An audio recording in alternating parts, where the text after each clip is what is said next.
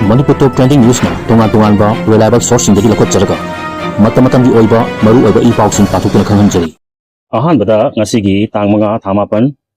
ing 2025 irai langbangi taraga umdoni panba numit ki wasifal miyamda share tawjari. Ahanbada mes rasigi yekna bana hunduna ngangba forum sindokpa haiba watpa dilai wa yamna nganganu maru mapang singnadi chanbigani thauna utokpada yagani laisa pakhangi oina ningjaba thungjau haibalai thauni polamda lai asangwa amadi higok chanagani bridge rasigi oina lausing chawba sinba langba haiba yenabada su ngambinaba laitaba nathak thongmana chanbiba numitni khanthajabadi oyadi parunu mangjagani laisa pakhangi oina ningba thungbadi watkani thauni thoramgi oina lai anguba amadi sangom mithun rasigi oina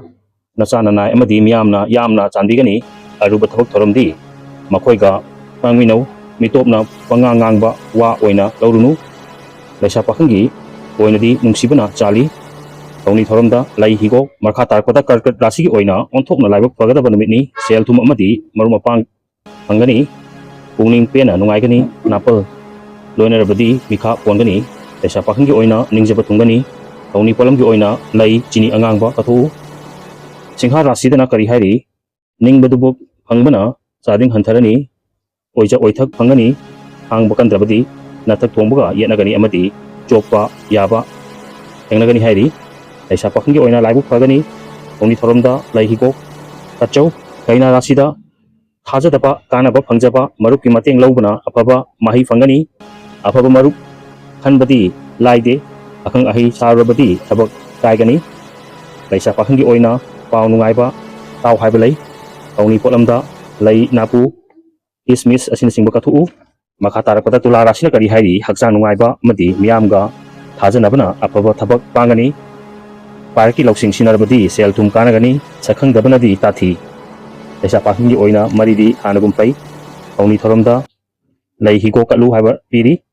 basic rasigi na kari hairi ngasisu ningjaba thungani ninghanadabana amadi ichang thobana thabak pangani amadi thauna pudok pana nacha naral chauna tachingani laisa pakhangi oina laibuk yamna phabana mitni thauni thoramda lai angobu kathu danu rasina puchau tharabadi arembada naral makigani wa yamna nganglabadi angambana chanbigani lanbu laludabadi maru mapang singi matengna mai pakani asuna phongdorgi laisa pakhangi oina mari pagalakani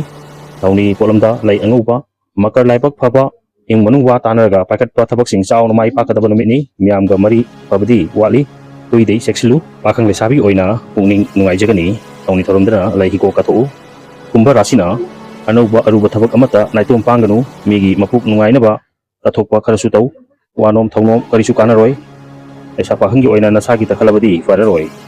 thauni polam lai anguba cheng amadi loslakpada minna rasina kari hairi selthungi lamda puchau thabada chingnaganu afaba maru phangani yung manung tanabadi kuloina thabak pangani asaubadi tokanu laisa pakhangi oina mai pakani thauni polamdana lai chini angangba kathu